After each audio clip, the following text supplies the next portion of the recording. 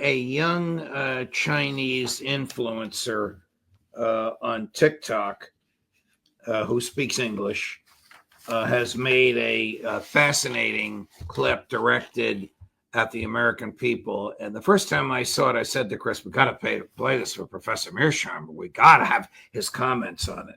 So it's a minute and a half long, but it's in English and it's fascinating. And I want to discuss it with you after we watch it together. Chris, cut number 20. They rob you blind and you thank them for it. That's a tragedy. That's a scam.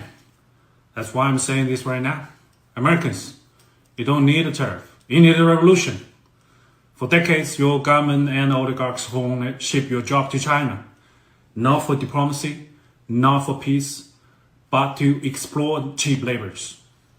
And in the process, they hollowed out your middle class, crushed your working class, and taught you to be proud while they sold your future for profit. And yes, China made money, but we used it to build roads, lift millions out of poverty, fund healthcare, raise living standard.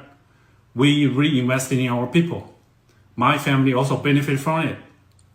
What did your oligarchs do? They bought yachts, private jets, mansions with golf course driveways. They manipulate the market, dodged tax, and poured billions into endless wars.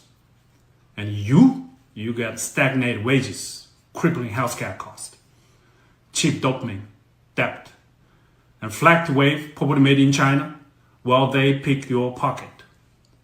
For 40 years, both China and the United States benefit from the trade, the manufacturing, but only one of us use that wealth to build. This isn't China's fault. This is yours. You let this happen. You let the oligarchs feed your lies while they made you fat, poor, and addicted. Now they blame China for mess they made. I don't think so. I don't think you need another tariff. You need to wake up. You need to take your country back. I think you need a revolution. The one correction I would make, I realize a lot of this is ideological, is we haven't spent billions on useless wars. We've spent trillions on useless wars. But take it from there, Professor Mearsheimer. Well, if you If listen, that young man were your student in your class and he stood up and gave that minute and a half statement, how would you respond? I would tell him I basically agree with him. I think he's correct. And I think, by the way, that this is a message in large part that Trump made as a candidate before the 2016, 2020, and the 2024 election. And it's what helped get him elected in two of those three cases. I think there are a huge number of people in this country who feel exactly the way that Chinese gentleman feels about what has happened. I would note to you, on a subject that you and I disagree on, which is whether China can rise peacefully. I argued for a long time that China could not rise peacefully. And I was always very perplexed that all sorts of very hawkish people in the national security establishment disagreed with me.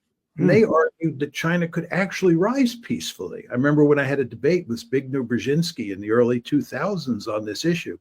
I remember I was sitting up on the dais and I said to myself, why am I arguing that China cannot rise peacefully? And Zbig, who's about 5 to 10 notches to the right of me, is arguing that China can rise peacefully.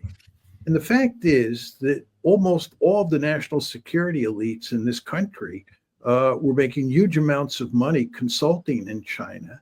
And they had a deep-seated interest in having very good relations with the Chinese. And hardly any of them were willing to say that if we turn China into a really powerful country, there could be serious problems.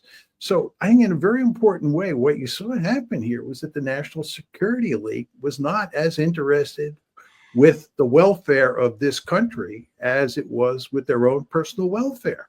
And the end result is a lot of people in the body politic figured out what was going on, and they turned against the elite, and they elected Donald Trump 2 out of 3 times.